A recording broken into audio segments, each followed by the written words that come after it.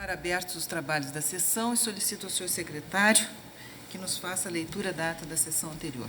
Ata da 11ª Sessão Extraordinária, realizada em 3 de abril de 2008, presidente da senhora ministra Ellen Grace, ausente cadamente o senhor ministro Joaquim Barbosa, procurador-geral da República, doutor Antônio Fernando de Souza, pregoar os seguintes processos: ações diretas de inconstitucionalidade, exceção de suspeição, extradições e reclamações. Sem qualquer reparo, fica a ata aprovada. Senhores ministros, peço licença para trazer alguns agravos regimentais de minha relatoria, e todos eles dizem respeito à questão do teto constitucional, do teto de vencimentos. Suspendi essas decisões porque elas justamente impediam a aplicação do teto salarial a servidores públicos. São inúmeros os estados da federação em que essas suspensões se originam e eu vou referir o número delas. A primeira, a suspensão de segurança, todas do Estado de São Paulo, 2.430, 2.432, 2.619, 2.621, 3.212, 3.256, 3.259, 3.282 e 3.524, todas essas do Estado de São Paulo. Também matéria idêntica relativa a teto, agora do Estado do Rio de Janeiro, as suspensões de segurança número 2.687, 3.448, 3.519, aqui esta do município do Rio de Janeiro, 2.773, esta do município de Nova Iguaçu. Além disso, ainda suspensão de segurança relativa a teto no estado do Ceará, número 2.783 e número 3.169. Ainda, do estado do Amazonas, suspensão de segurança 3.502 e suspensão de segurança do estado de Minas Gerais, da Assembleia Legislativa do estado de Minas Gerais, a número 2.520 e também a 2.544. Além disso, de outros estados da federação, nós temos do estado do Maranhão a suspensão de segurança 2.469 e do estado do Mato Grosso a 2.562. Do estado do Mato Grosso do Sul, a suspensão de segurança 3.412. Refiro ainda a suspensão dessa feita de tutela antecipada, número 225, agravo regimental também, do município do Rio de Janeiro, mas matéria absolutamente idêntica. Considerei, senhores ministros, presente a lesão à ordem pública, jurídico-constitucional, na medida em que as decisões fizeram tábula rasa de quanto havia sido determinado pela emenda constitucional número 41. Por isso, também presente a lesão à economia pública e o efeito multiplicador. Estou negando provimento a todos esses agravos regimentais. Há divergência? Presidente, reafirmo o que tenho sustentado sobre a matéria. Em primeiro lugar, entendo que é indispensável a que se chegue à suspensão de tutela antecipada, de liminar ou de segurança, ou seja, ao afastamento de situação jurídica que beneficia certo cidadão, observar-se o devido processo legal, ouvindo-se aquele que é o beneficiado pela decisão. Em segundo lugar, conforme já tive a oportunidade de veicular no plenário, tenho sérias dúvidas quanto à constitucionalidade do dispositivo que prevê essa suspensão. E por que tenho sérias dúvidas? Porque, para mim, o devido processo legal pressupõe o tratamento igualitário e, no caso, o instituto da suspensão apenas beneficia uma das partes e, logo, a parte mais forte, que é o próprio Estado. Por isso, eu peço vênia para entender que não há campo para chegar-se per salto ao Supremo Tribunal Federal, devendo-se aguardar o recurso extraordinário que estará submetido, de qualquer forma, à repercussão geral. É como voto, provendo os agravos.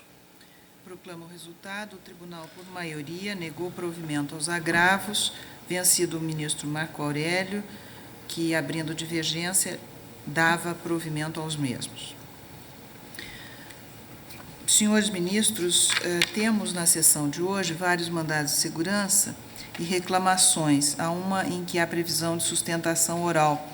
É o número 3.939 da nossa pauta, relator o ministro Marco Aurélio.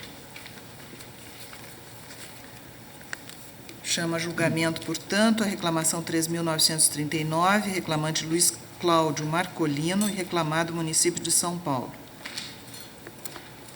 A título, teremos sustentação da tribuna, né? Cartepedino, A título de relatório, valho-me das informações prestadas pela assessoria, pelo gabinete, acrescentando que, em razão de a reclamação 4.131 encontrar-se aparelhada para julgamento, deixei de enfrentar o pedido de concessão de medida cauteladora.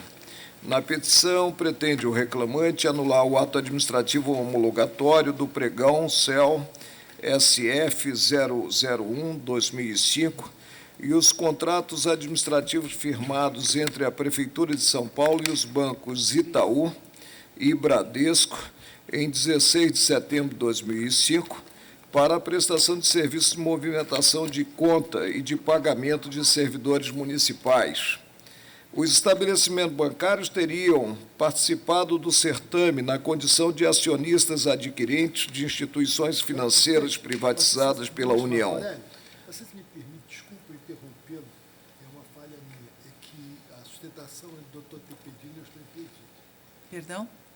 A sustentação é do Dr. Tepedino, que é do Sim. escritório do professor Bermudes, e eu estou impedido. Nesse caso, não temos quórum. Desculpa, ministro Marco Aurélio, peço perdão a Vossa Excelência. Não. Faça o impedimento do ministro Menezes Direito, fica cancelado o pregão.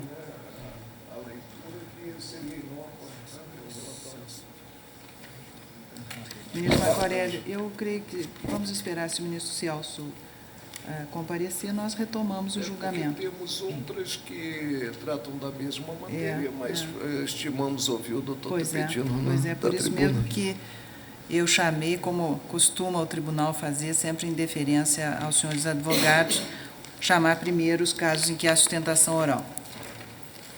Mas sem a presença do ministro Menezes Direito, nós não temos quórum suficiente para apreciação. Presidente, o doutor Tepedino comparece como constituído representante do Bradesco S.A. Assim. Bem, eu chamo a julgamento, então, o mandado de segurança número 26.163, primeiro processo da pauta. Relatora ministra Carmen Lúcia encontra-se em vista com o ministro Marco Aurélio. Presidente, desculpe-me, mas também, o ato é de Vossa Excelência, é do Conselho Nacional de Justiça, e neste caso parece que Vossa Excelência... Também é o mesmo caso anterior, ministro Marco Aurélio, desculpe. Vamos à ação originária número... Certo, ministro? 150, ministro Menezes Direito. Conceber que a presidente tenha praticado um ato, né, de constrangimento à margem da lei. Isso acontece para qualquer pessoa que exerce a administração. Ministro Menezes Direito, Vossa Excelência é relator da ação originária número 150, autor Hélder Afonso dos Santos e outros, e ré União Federal. Vai ter sustentação oral, senhor? Não. Não. Então, eu vou simplificar. É uma ação ordinária em que se cuida da revisão de vencimentos proposta por um juiz federal contra a União Federal. O autor alega que tomou posse, entrou em efetivo exercício, passou a receber e acha, então, que não está recebendo o devido. Há outros juízes que ingressaram nos autos como litisconsortes ativos. A ação foi julgada procedente e foi julgado improcedente a reconvenção da União Federal. A ré, então, apelou e o Tribunal Regional Federal da Primeira Região, por sua segunda turma, remeteu os autos a esta Corte, considerando o artigo 102, inciso 1º da Constituição Federal, letra N. Preliminarmente, temos de enfrentar essa situação relativa à competência do tribunal. E eu estou entendendo que, de fato, a competência é da Suprema Corte, que cuida de demanda propostas por juízes federais relativas ao adicional por tempo de serviço destes. E aí, a meu sentir, resta caracterizado o interesse geral da magistratura, impondo-se a aplicação do artigo 102 N da Constituição da República. Portanto, eu estou dando pela competência da Suprema Corte. A divergência quanto... Sim. Quanto a isso não, mas há uma coincidência hoje aqui de impedimentos. Eu estou percebendo que na ação agora relatada por Vossa Excelência, um dos autores oficia no meu gabinete de trabalho. E eu vou ter que me considerar impedido. É uma coincidência, uma convergência de impedimentos. Bem, nesta então, sessão. Cancelamos o pregão também. Ministra Carmen Lúcia, vamos tentar mais um mandado de segurança, 25.552, impetrante José Cláudio Neto Mota e impetrado o Tribunal de Contas da União. Senhora Presidente, esse mandado de segurança foi impetrado por José Cláudio Neto Mota, magistrado aposentado do Tribunal Regional do Trabalho da 2ª Região, contra o acórdão 1332 de 2005, proferido pela 2ª Câmara do Tribunal de Justiça da União nos autos do processo TC número tal, que considerou ilegal o ato de aposentadoria do impetrante e determinou a cessação do pagamento da vantagem prevista no artigo 184, inciso 2 da Lei 1711, de 1952, que era o Estatuto dos Servidores Públicos e que foi substituído em 90 pela 8.112. O caso é o seguinte: em 21 de março de 96, decreto do Presidente da República concedeu ao impetrante aposentadoria, aspas, no cargo de juiz togado do Tribunal Regional do Trabalho da 2ª Região, com sede em São Paulo, capital, com a vantagem do inciso 2 do artigo 184 da Lei 1711, de 28 de outubro de 1952, em razão do direito adquirido de que trata o inciso 36 do artigo 5º da Constituição. 7 anos e 6 meses depois, vale dizer, em 18 de setembro de 2003, a 2ª Câmara do Tribunal de Contas da União prolatou o acórdão 1619, segundo o qual, apesar de legal o ato de concessão da aposentadoria do impetrante, aspas, no prazo de 60 dias, deveria ser concedido naquele ato a vantagem do artigo 192, inciso 2 da Lei 8.112, em substituição ao artigo 184, inciso 2 da Lei 1711. E resignado, o impetrante interpôs pedido de reexame em aposentadoria, alegando que a determinação do Tribunal de Contas ensejaria considerável redução dos seus proventos em 15%, uma vez que a vantagem resultante da hipótese contemplada no inciso 2 do artigo 192 da Lei 8.112 seria de somente 5%. Ele sustentou ter direito adquirido a receber a vantagem de acordo com a Lei 1711 e afirmou que, como teria completado 30 anos de serviço público no dia 15 de janeiro de 1986, quando implementou os requisitos para a sua inativação, em conformidade com a Constituição de 1967, não estaria, portanto, submetido à Lei 8.112. Em 2004, analisando esse pedido de reexame do ora impetrante, a 2ª Câmara do Tribunal de Justiça decidiu, por meio de outro acórdão, anular aquele primeiro 1619 e retornar os autos ao relator acórdão. Em 2004, ainda, o impetrante opôs embargos de declaração contra o acórdão 2303, tendo sido eles parcialmente acolhidos para alterar a redação do subitem 9.2 do acórdão 2303, que era o primeiro, e anular os termos do acórdão 1619, para se fazer um outro julgamento. Em 9 de agosto de 2005, levado o processo do impetrante novamente a julgamento, decidiu o Tribunal de Contas, pelo acórdão 1332, considerar ilegal o ato de aposentadoria de José Cláudio Neto Mota, e determinar que se fizesse cessar o pagamento da vantagem prevista no artigo 184, inciso 2 da Lei 1711. É contra este acórdão o presente mandado de segurança, no qual se sustenta que o impetrante completou em 15 de janeiro de 1986 o tempo de serviço para a sua inativação voluntária com proventos integrais, em conformidade com o artigo 103, parágrafo 1º da Constituição Federal de 1967, então em vigor, com a redação da emenda número 1 de 69.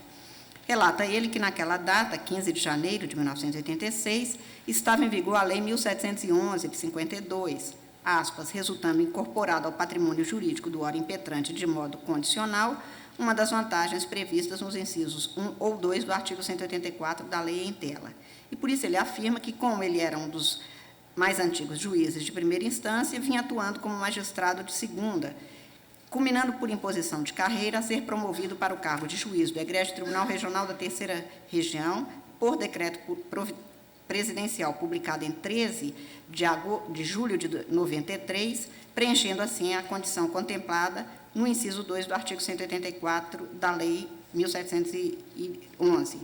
Argumenta, portanto, ele que o ato tido como coator, que é o Acórdão 1332, teria afrontado seu direito adquirido e teria determinado a redução de vencimentos proventos, o que não é admitido, pois ele vem recebendo regularmente de boa-fé a vantagem prevista na forma do artigo 184, inciso 2 da Lei 1711. Pede, portanto, o reconhecimento do direito adquirido, do direito líquido e certo, continuar a perceber a vantagem prevista neste dispositivo, como integrante dos seus proventos de inatividade e a anulação da decisão do Tribunal de Contas da União, além da cientificação da colenda impetrada, para que, no prazo de 30 dias, promova em decorrência todos os procedimentos necessários à consequente regularização do mencionado ato de inativação do impetrante junto àquela corte, inclusive o devido e definitivo registro para que produza seus efeitos legais. O Tribunal de Contas sustentou a ausência de interesse processual por parte do impetrante, porque não teria restado demonstrada a utilidade e a necessidade de mover a presente demanda, impossibilidade de percepção da vantagem prevista no artigo 184, inciso 2 da Lei 1711, porque ele não teria completado todos os requisitos necessários à aplicação do direito durante o prazo de vigência da norma, não incidência da decadência administrativa em face da inaplicabilidade do artigo 54 da Lei 97/84 aos processos de controle externo sobre aposentadoria e pensão do Tribunal de Contas, a legalidade da condução do processo recursal pelo TCU para anular acórdão com vício procedimental, aplicando-se os princípios da legalidade da autotutela, e ainda que não haveria configuração de violação ao princípio da irredutibilidade dos vencimentos, porque aqueles não tinham sido ainda regularmente controlados e registrados no órgão. O Procurador-Geral da República manifestou-se pela extinção do feito sem solução de mérito ou pela denegação da segurança, e este é o relatório, senhora presidente. Voto, Vossa Excelência. Senhora presidente, o objeto deste mandado de segurança é o Acórdão 1332 do Tribunal de Contas, que, portanto, considerou ilegal o ato de aposentadoria de José Cláudio Neto Mota, negando-lhe registro e determinando que o Tribunal Regional do Trabalho da Segunda Região, TRT de São Paulo, faça cessar o pagamento da parcela impugnada no prazo máximo de 15 dias.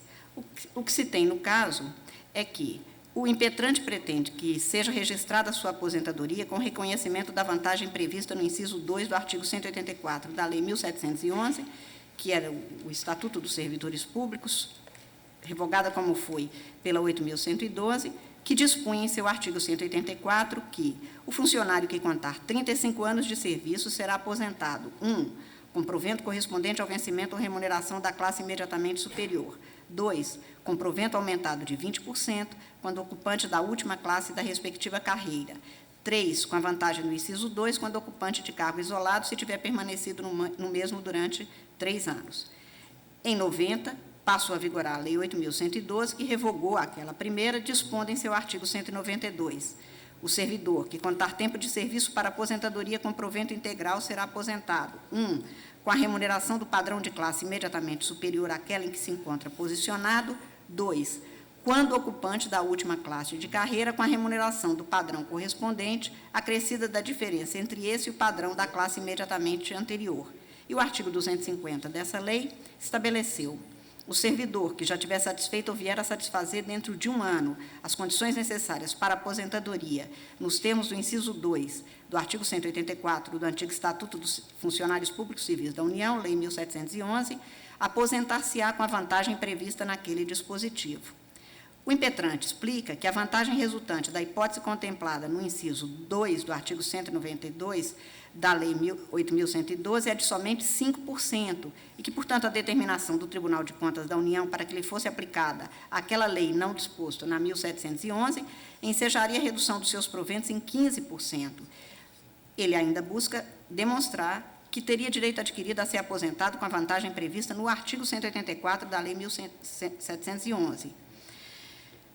A aposentadoria é direito constitucional que se adquire e que se introduz no patrimônio jurídico do interessado no momento de sua formalização pela entidade competente. E sobre ela incide, como várias vezes já afirmou e reafirmou este tribunal, o direito vigente no momento de seu reconhecimento formal, pelo que lei posterior não a pode alterar em face do aperfeiçoamento do ato jurídico resguardado constitucionalmente em sua configuração e em seus efeitos. Eu, em outra oportunidade, afirmei que o direito constitucional fundamental à aposentadoria configura-se para o beneficiário no momento em que lhe é formal e publicamente reconhecido o seu direito, tendo ele cumprido todos os requisitos constitucionais e infraconstitucionais para o seu exercício na forma da legislação vigente. Para a exata compreensão, portanto, da presente questão, cumpre esclarecer que: a. O impetrante tomou posse como juiz do trabalho substituto da 2ª Região da Justiça do Trabalho em 31 de julho de 1973. B. Em 9 de novembro de 1979, tomou posse no cargo de juiz titular da 1ª Vara do Trabalho de Santo André. C. Em 15 de janeiro de 1986, completou 30 anos de serviço público efetivo. D. Em 13 de junho de 1993, foi promovido ao cargo de juiz togado do Tribunal Regional do Trabalho da 2ª Região. E aposentou-se em 22 de março de 1996. Se ressaltar que, apesar de exigir o artigo 184 da Lei 1712, 35 anos de serviço para o recebimento das vantagens nele previstas, o artigo 103, parágrafo 2º da Carta de 1967 estabelecia que os magistrados poderiam aposentar-se voluntariamente com 30 anos de serviço e, consequentemente, com as vantagens daquele artigo 184. Assim, em 15 de janeiro de 1986, o impetrante preenchia um dos requisitos exigidos pelo artigo 184, inciso 2 da Lei 1711, ou seja, o de ter completado 30 anos de serviço público efetivo. Entretanto, somente veio a cumprir o 2º requisito, a saber, ser ocupante da última classe da respectiva carreira, em 13 de julho de 1993, após quase 3 anos da data da revogação da Lei 1711 pela Lei 8.112. No voto condutor do Acórdão 1332, que é o ato aqui tido como coator, o relator ministro Biratã Aguiar consignou: importa ressaltar que descabe até mesmo eventual alegação de que o interessado teria direito adquirido a aposentar-se com a vantagem do artigo 184, inciso 2 da Lei 1711, consoante consta do ato da aposentadoria sob exame, porque na vigência dessa norma o interessado não atendia à condição exigida para aposentar-se com a vantagem e comento, mas aquela estipulada no inciso 1 do aludido artigo, desde que no cargo de juiz de trabalho de 1º grau, conforme esclarecimento prestado por este tribunal. Ressalte que, para fazer jus à remuneração do referido inciso 2 do artigo 184, o interessado deveria estar ocupando, antes da revogação desta norma em 90, a última classe da respectiva carreira, juiz de 2º grau, o que não ocorreu, consoante a seguir informado. Impende esclarecer que o interessado tomou posse no cargo de juiz de 2º grau em 13 de julho de 1993, na vigência da Lei 8.112, estando, por isso, caso pretenda aposentar-se nesse cargo, o juiz togado do TRT de São Paulo, sujeito às regras delineadas por essa norma e não pelas estipuladas pela citada Lei 1711. A questão trazida nestes autos não é inédita neste Supremo Tribunal Federal. Na assentada de 29 de outubro de 1998, no julgamento do mandado de segurança 22.732, relator o eminente ministro Moreira Alves, o plenário deste Supremo Tribunal, à unanimidade, decidiu: se o impetrante só atingiu o último cargo de sua carreira, o de juiz do Tribunal Regional do Trabalho, em 93, ele não tinha preenchido uma das duas condições para adquirir direito ao benefício previsto no inciso 2 do artigo 184 da Lei 1.711, revogada pela Lei 8.112, nem o adquiriu no prazo fixado pelo artigo 250 do último desses diplomas legais. De se concluir, pois, que para a configuração do direito de aposentação com a vantagem prevista no inciso 2 do artigo 184, necessário seria que o interessado tivesse concomitantemente prestado 35 anos de serviço, no caso do magistrado impetrante, 30 anos, e ser ocupante do último cargo da respectiva carreira. Na espécie em pauta, somente em 13 de julho de 1993 é que esses dois requisitos foram cumpridos pelo impetrante no momento de sua promoção por antiguidade ao cargo de juiz togado do Tribunal Regional do Trabalho da 2ª Região. Nessa época, vigorava a Lei 8.112, pelo que não há como concluir pela existência de direito do impetrante de aposentar-se com a vantagem do inciso 2 do artigo 184 da Lei 1.711. E também não é o caso de se aplicar o artigo 250 da lei, como ponderado pelo ministro Moreira Alves, no julgamento do mandado de segurança antes mencionado, aspas, sucede que o artigo 250 da Lei 8.112 estabeleceu uma limitação temporal à concessão da vantagem de 20% ao dispor, e transcreve, essa disposição transitória se aplicou até 19/4 de 92, por ter caído o veto presidencial relativo a ela, que, por isso, depois de promulgada, publicada em 19/4 de 91. Antes do advento da Lei 8.112, não tinha ele adquirido, com base no disposto no inciso 2 do artigo 184, a vantagem nele contida. Na presente ação, afirma o Procurador-Geral da República, o impetrante somente alcançou a última classe da carreira em momento posterior à edição da Lei 8.112, ou seja, no instante que reuniu todos os elementos fáticos e jurídicos para a aposentação, nos moldes ora reivindicados, a conformação legal já não lhe conferiu o direito ditado no artigo 184.2 da Lei 1.711. A simples contagem de tempo de serviço para aposentadoria não lhe conferia a prerrogativa de usufruir do alegado direito subjetivo conferido pela norma. Faltava-lhe alçar a última classe da carreira. A alteração do regime jurídico ocorreu, portanto, antes da constituição do direito subjetivo, sendo equivocado invocar direito adquirido na espécie. Se aplicar, portanto, à espécie, o verbete da súmula 359 deste Supremo Tribunal Federal, ressalvada a revisão prevista na lei, os proventos da inatividade regulam-se pela lei vigente ao tempo em que o militar ou servidor civil reuniu os requisitos necessários, inclusive a apresentação do requerimento quanto à inatividade for voluntária. Também não se há falar em decadência administrativa, prevista no artigo 54 da Lei 97/84, porque este Supremo Tribunal pacificou o entendimento de que, sendo a aposentadoria ato complexo, só se aperfeiçoa com o registro no Tribunal de Contas da União e, portanto, o prazo decadencial da Lei 97/84 tem início apenas após a sua publicação. A aposentadoria do impetrante não fora registrado, pelo que não é possível afirmar-se decadência do dever de administração rever os seus atos. Estou citando mandado de segurança 25079, relatoria do eminente ministro Marco Aurélio, do plenário deste Supremo Tribunal, nas mesmas condições, o mandado de segurança 25409, uma pletora de precedentes. E, finalmente, quanto à alegação do impetrante de que o acórdão coator afrontaria o princípio da irredutibilidade dos proventos, também esta é de todo descabida, porque o entendimento do Supremo Tribunal é de que a redução dos proventos de aposentadoria concedida em desacordo com a lei não afronta o princípio da irredutibilidade de vencimentos, consagrado pelo artigo 37(15) da Constituição Federal. Estou citando o mandado de segurança 23996, de relatoria da ministra Ellen Grace, Tribunal Pleno, em 2002. No mesmo sentido, mandado de segurança 21732, relatoria do eminente ministro Maurício Correia. Pelo exposto, senhora presidente, não tendo sido comprovado qualquer direito do impetrante, menos ainda direito líquido e certo, que pudesse ter sido ameaçado ou lesado pelo ato tido como coator, que também não apresenta qualquer ilegalidade ou abuso de poder, eu encaminho a votação no sentido da denegação da ordem. Eminente relatora, denega a segurança. Ministro Menezes, direito. Está bem?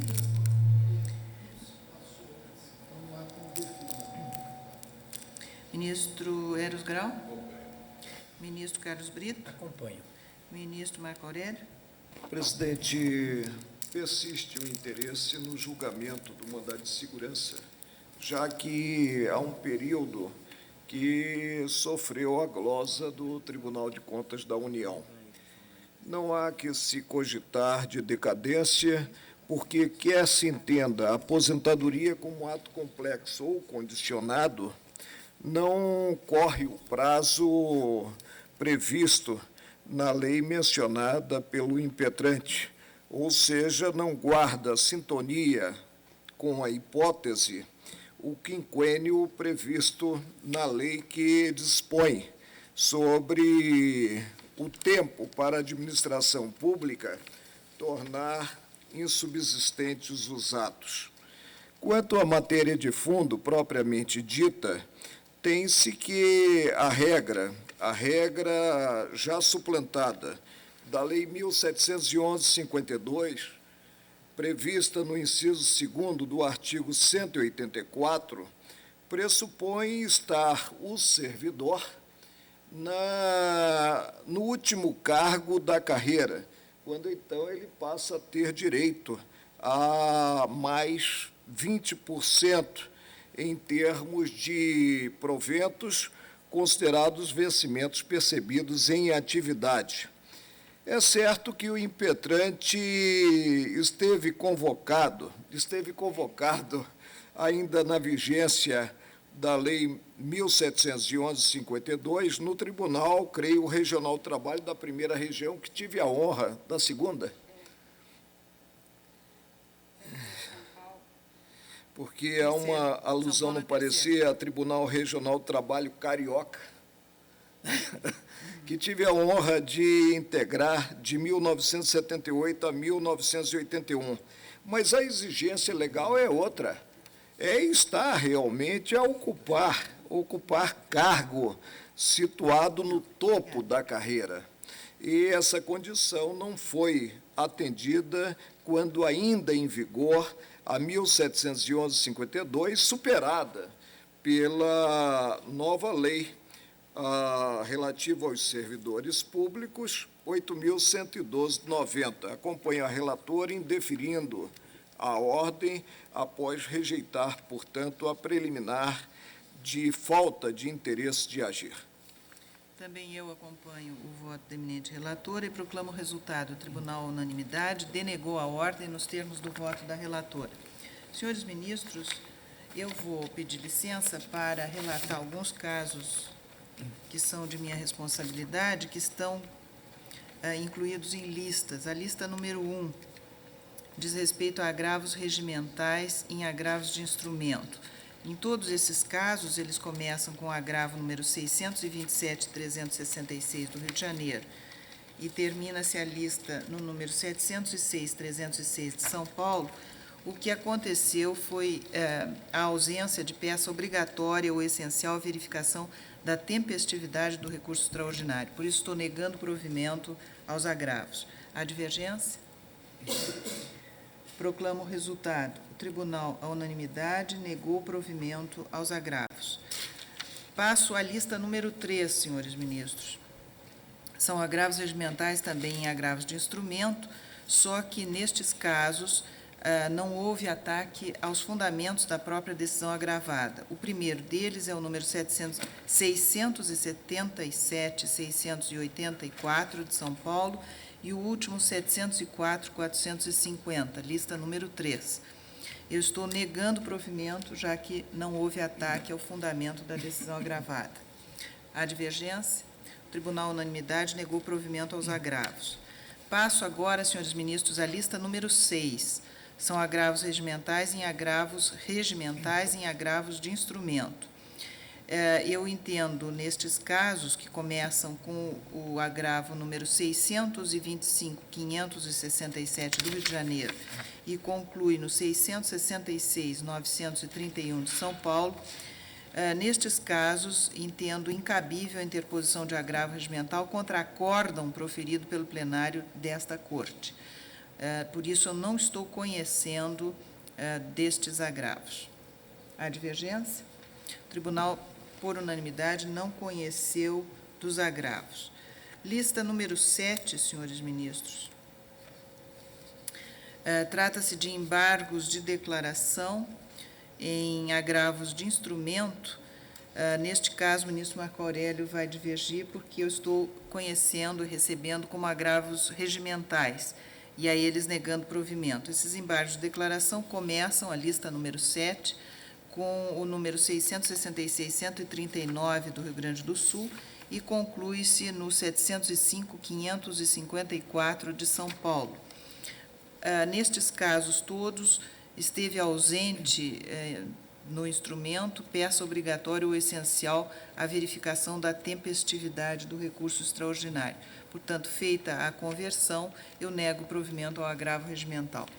Consigno a divergência de Vossa Excelência. Sim, né? presidente, apenas para que saiba posteriormente a matéria e também o padrão que devo anexar ao processo, Sim. consigno que se trata da conversão dos declaratórios em regimental. Eu peço vênia para reafirmar que todo pronunciamento judicial que tenha carga decisória desafia embargos declaratórios. E os embargos declaratórios devem ser apreciados pelo autor do ato embargado. É como voto. Portanto, o tribunal, por maioria, vencido o ministro Marco Aurélio, converte os embargos de declaração em agravos regimentais e aí, por unanimidade, nega provimento.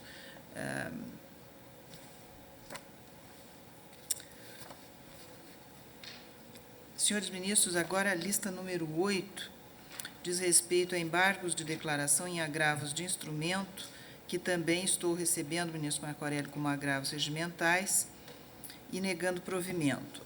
O primeiro deles é o 687-859 de São Paulo, o último 705-721 também de São Paulo, lista número 8. Nestes casos, o recurso extraordinário ou agravo de instrumento foi apresentado intempestivamente. Estou negando provimento depois de converter.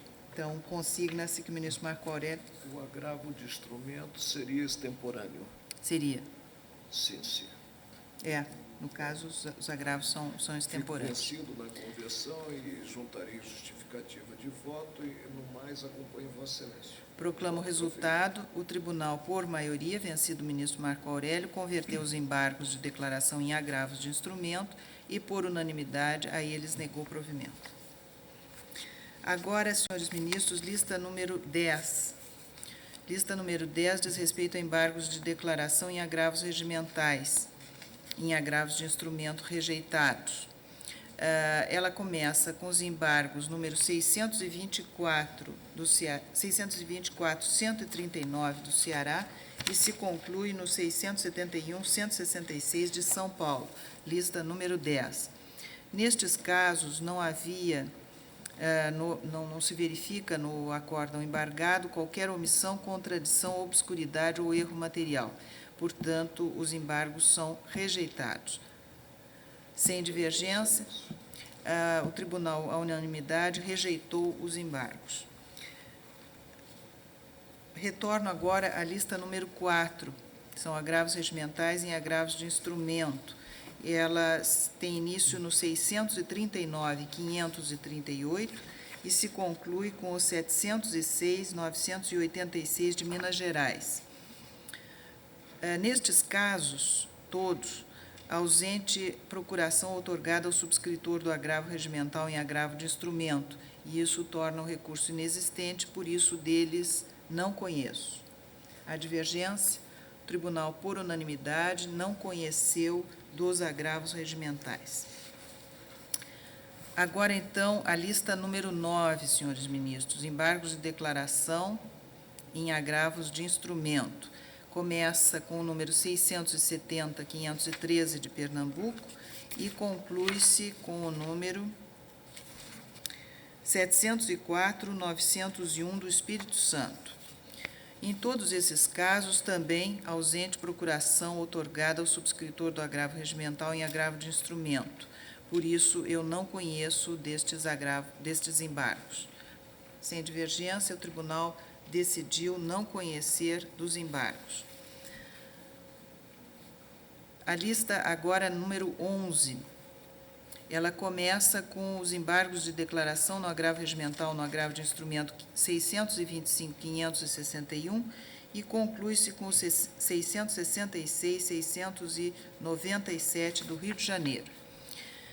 Aqui também ausente procuração outorgada ao subscritor do recurso, por isso são embargos de declaração não conhecidos. Sem divergência, proclamo o resultado: o tribunal, à unanimidade, não conheceu dos embargos de declaração. E, por último, senhores ministros, a lista número 12, que cuida de embargos de declaração em agravos regimentais e em agravos de instrumento, começa com 651, 782 do Rio Grande do Sul e conclui no 679, 193 de São Paulo. Nestes casos, o recurso de embargos de declaração foi apresentado após escoado o prazo legal e, por isso, deles não conheço. Há divergência? O tribunal, por unanimidade, não conheceu dos embargos.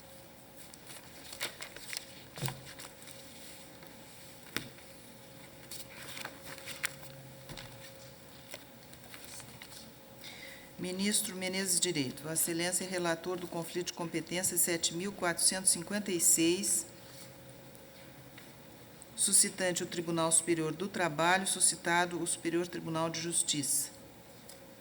Esse aqui é o seguinte, senhor presidente, senhor ministro, é um conflito de competência entre o TST e o STJ em torno de uma ação de consignação em pagamento relativa à contribuição sindical. O que o autor da ação deseja é saber qual dos sindicatos professores ele deve recolher a contribuição sindical. O STJ disse que era incompetente e o TST também disse que era incompetente. Nós temos precedentes, e já hoje não há a menor dúvida, pelo artigo 114, inciso 3, de que a competência é do Tribunal Superior do Trabalho, porque o dispositivo constitucional é claro que a discussão em torno da contribuição sindical entre sindicatos e empregadores pertence à Justiça do Trabalho. Então, nessa medida, a competência tecnicamente é do Tribunal Superior do Trabalho.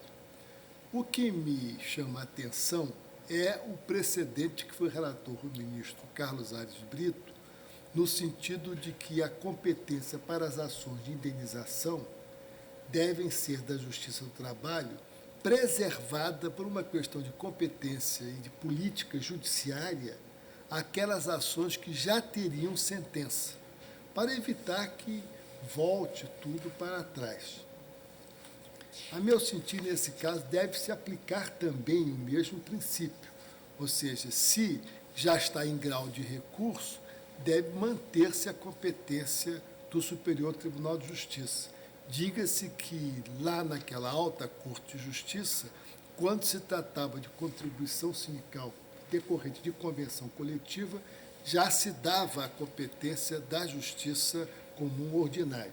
Então, a minha solução neste caso é, como já está em grau de recurso, que se mantenha a competência do STJ para dirimir a questão, aplicando-se, portanto, a cauda daquele precedente que foi relator o ministro Carlos Aires, ainda que no precedente em si mesmo essa matéria não tenha sido alcançada, mas posteriormente, se não me falha a memória, até mesmo por iniciativa do ministro Sepúlveda Pertence, que foi incorporada por toda a Corte, resolveu-se, e a meu ver corretamente, deixar a competência seguir adiante. Eu, então, voto pelo conhecimento do conflito e pela definição do conflito pela competência do Superior Tribunal de Justiça. O ministro Pertence assim propôs como imperativo de política judiciária para atender uma situação transicional, nitidamente transicional. Nós acatamos aqui naquela oportunidade. Há divergência?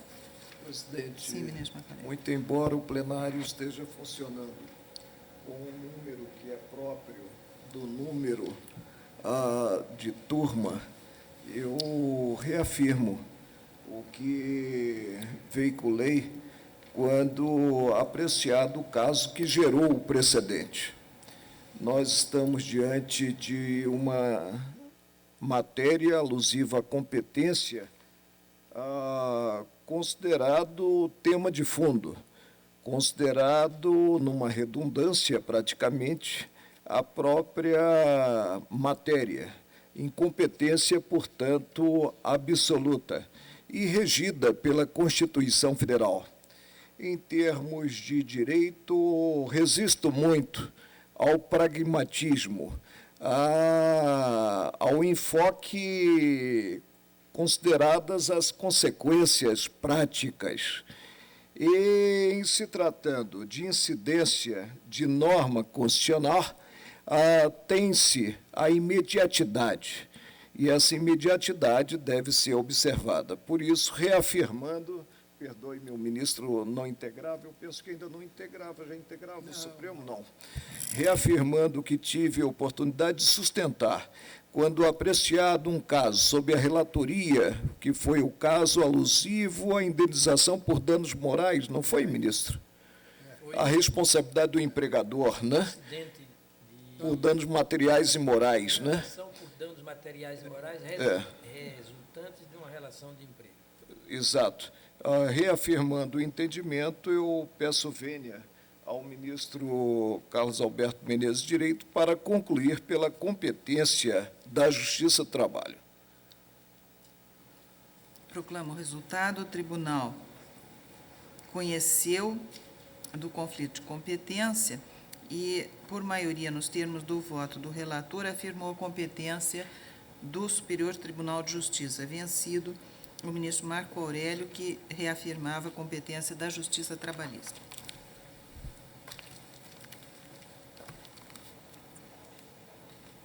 Ministro Menezes Direito, Vossa Excelência é relator da reclamação 1186, reclamante Joel de Carvalho Moreira, reclamado do Tribunal de Justiça do Estado de Mato Grosso do Sul. Vossa Excelência, se me permitir, também vou simplificar para facilitar o julgamento. Eu estou julgando improcedente a reclamação. É aqueles casos em que a nossa jurisprudência exige que as declarações de suspeição dos magistrados ocorram nos autos do processo cujo deslocamento se pretende. Enquanto não declarados expressamente, não há como ser reconhecida a competência da Suprema Corte com fundamento no artigo 102.1-N da Constituição Federal. Por essa razão, eu estou julgando improcedente a reclamação. O eminente relator julga improcedente a reclamação. Há divergência? O tribunal, por unanimidade, julgou improcedente a reclamação nos termos do voto do relator. Ministra Carmen Lúcia, Vossa Excelência tem na pauta de hoje 4 mandados de segurança. Eu creio que é matéria idêntica. Posso chamá-los em conjunto, então. Mandado de segurança 26.474, impetrante o município de Governador Ascher, impetrante o município de Governador Ascher, impetrado o presidente do Tribunal de Contas da União. Mandado de segurança 26.464, impetrante o município de São Julião, impetrado o presidente do Tribunal de Contas da União. Mandado de segurança 26.484, impetrante o município de Ourém e impetrado o presidente do Tribunal de Contas. E 26.494, impetrante ao município de Nossa Senhora dos Remédios, o mesmo impetrado. Com a palavra a relatora. Senhora Presidente, também vou simplificar, porque há um precedente muito específico. Estes mandados de segurança foram impetrados por estes municípios contra ato do presidente do Tribunal de Contas da União, tendo como finalidade correção dos cálculos que teriam reduzido o repasse a valor inferior do município em igual situação, em virtude da decisão normativa 79, que tinha estabelecido para o exercício de 2007 os coeficientes destinados ao cálculo das cotas referentes ao Fundo de Participação dos Estados e do Distrito Federal e o Fundo de Participação dos Municípios, na forma da Lei Complementar 91 de 97. Estes casos são rigorosamente idênticos ao que, na assentada de 22 de novembro de 2007, no julgamento dos mandados de segurança, que também foram chamados em conjunto 26.469, 26.479, 26.489, 26.499 do Distrito Federal, todos de relatoria do eminente ministro Eros Grau, o plenário, por unanimidade, denegou as seguranças pleiteadas, porque não havia direito líquido e certo, menos ainda ato ilegal ou abusivo por parte da autoridade, razão pela qual eu estou seguindo aqueles precedentes e, como diz, por identidade absoluta de objetos, votar no sentido de denegar a segurança. Denega a segurança, relatora. Há divergência? O tribunal, por unanimidade, denegou a ordem de segurança nos termos do voto da relatora. Decisão válida para os quatro casos. Senhor ministro Eros Grau, Vossa Excelência, relator do mandado de segurança 26.117, impetrante é Jorge Luiz Silva da Silva e impetrado o Tribunal de Contas da União. Senhora Presidente, trata-se de mandado de segurança impetrado contra ato do Tribunal de Contas da União, ato que anulou a ascensão funcional interna do servidor no órgão de lotação, determinando seu retorno à carreira de nível médio. Alega preliminarmente incompetência do TCU para exame da reclassificação interna de servidores procedida pela Eletrosul. Afirma que o artigo 71, inciso 3º da Constituição, trata o controle externo exercido pela Corte de Contas somente para fins de registro de atos administrativos, sendo-lhe defeso o saneamento de irregularidade ou ilegalidades. Observa que a Eletrosul não é uma sociedade de economia mista, isso que não foi criada por lei, sendo descabida a atuação do TCU nos termos do disposto na Constituição. Sustenta no mérito a não observância do procedimento instaurado perante o TCU, dos princípios do devido processo legal, do contraditório, da segurança jurídica e da boa-fé. Afirma que a decisão do TCU não apontou o preceito que teria sido violado, o que importaria afronta ao princípio da legalidade. O TCU não teria notificado nem intimado os interessados no processo administrativo para exercerem o direito de defesa. Diz ainda que a autoridade coatora apreciou as contas da empresa pública em 1994, de modo que não poderia rever atos praticados após o prazo decadencial de 5 anos, previsto no artigo 54 da Lei 9.784. Sustenta que sua ascensão funcional caracteriza ato jurídico perfeito, tendo agido de boa-fé. Requer liminarmente a suspensão da determinação contida no acórdão do TCU, confirmado por outros acordos de números tais e quais, para que seja mantido no cargo de nível superior que ocupa atualmente, concedendo-se a ordem para que seja reconhecida a legalidade da reclassificação. A medida liminar foi deferida. O Tribunal de Contas, em suas informações, afirma ser competente, sim, para fiscalizar os atos do pessoal na administração indireta, ordenando ao órgão ou entidade a adoção de providências necessárias ao cumprimento da lei, nos termos do disposto na Constituição. Aponta a ausência de boa-fé dos administradores e empregados nas contratações realizadas sem concurso público após 23 de abril de 93, em desacato ao que foi decidido pelo Supremo Tribunal Federal ao definir medida cautelar na ADI 837. Alega que a decadência administrativa não incide no âmbito de processos administrativos do Tribunal de Contas, uma vez que os atos de provimento de pessoal não foram objeto de apreciação quando do julgamento anual das contas da Eletrosul. Por fim, refuta a existência na espécie de direito adquirido ou ato jurídico perfeito.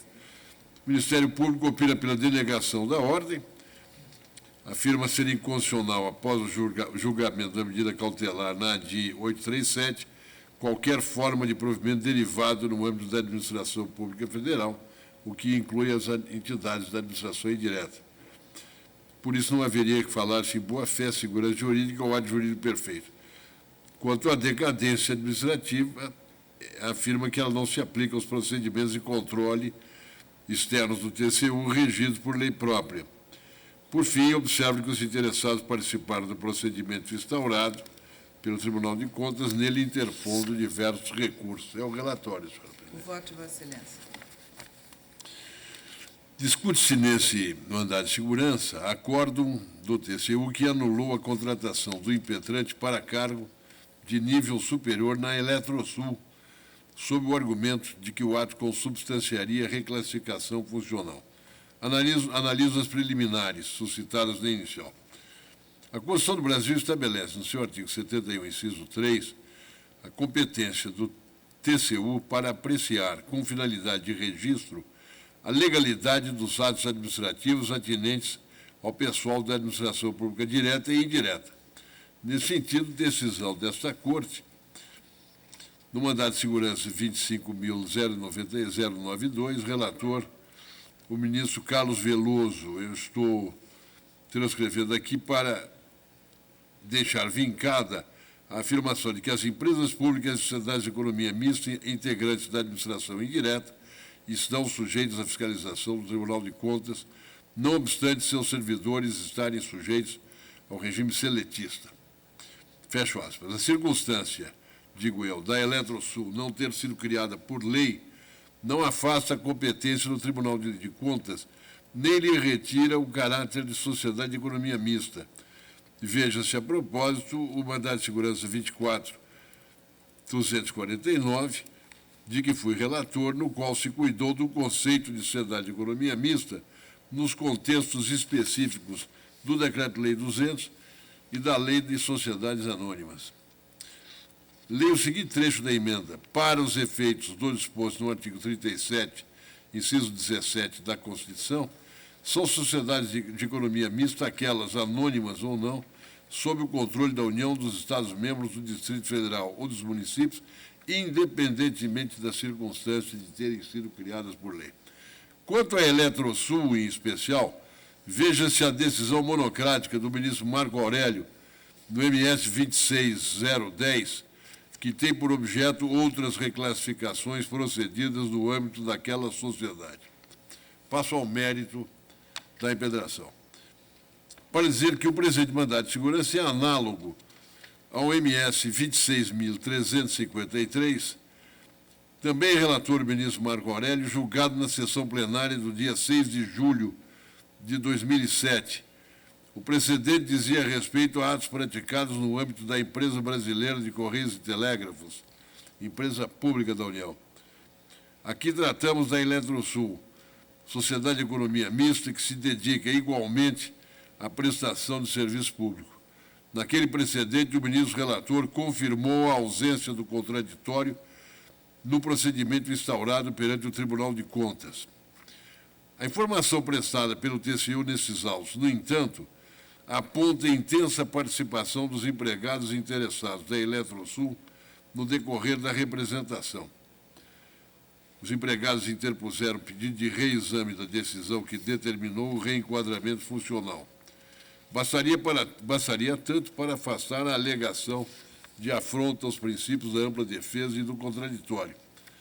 Note-se, porém, que o impetrante não figura entre os recorrentes no processo administrativo. As contas da Eletrosul, atinentes ao período do qual procedida a reclassificação dos servidores, foram apreciadas pelo Tribunal de Contas em 1994. Aquela Corte, porém, com fundamento em denúncia anônima, veio a glosar os atos relativos à administração do pessoal apenas em 2004, 10 anos depois. Aqui também, como no MS 26.353, relator do ministro Marco Aurélio, aqui também a nítida ofensa ao princípio da segurança jurídica. Não se cogita, por outro lado, aqui, de ato jurídico complexo. Operou-se, quanto ao ato coator aqui discutido, a decadência prevista no artigo 54 da Lei 9.784. Não há falar-se, pois, na aplicação a esta hipótese, ou a este caso, do precedente do mandado de segurança 24.859, Relator, o ministro Carlos Veloso. Eu estou, portanto, na linha do precedente, concedendo a ordem. Presidente relator concede a ordem. Ministro Menezes Direito? Também? Ministra Carmen Lúcia? Só um esclarecimento. O ato coator, portanto, neste caso, tinha superado o prazo, não é isso? Superou o prazo. Eu acompanho o relator. Ministro Carlos Brito? Aqui, Excelência, eu estou falando com o ministro relator, não se trata de apreciar a legalidade de nenhum ato de admissão, né? É movimentação no espaço funcional. É movimentação do espaço funcional. Porque o artigo 3º, o artigo 71, inciso 3º da Constituição, aquinhoa o Tribunal de Contas da União com a competência para apreciar, para fim de registro, a legalidade dos atos de admissão de pessoal no âmbito de toda a administração pública, seja direta, seja indireta. Mas aqui não se trata disso, se trata de promoção, Ascensão de funcional. remoção. Ascensão funcional. Ascensão. Eu acompanho o relator. A dificuldade toda é que no parecer da Procuradoria-Geral da República há a invocação de um precedente da Corte na ADIM 837, que veda o regime da ascensão funcional. Mas, ao meu sentir, como disse o ministro Eros Grau, não me parece que esse precedente seja aplicado ao caso concreto, Daí a referência pela dele ter peculiaridade feito... que a ministra Carmen Lúcia detectou ao fazer o esclarecimento com o ministro Eros Grau.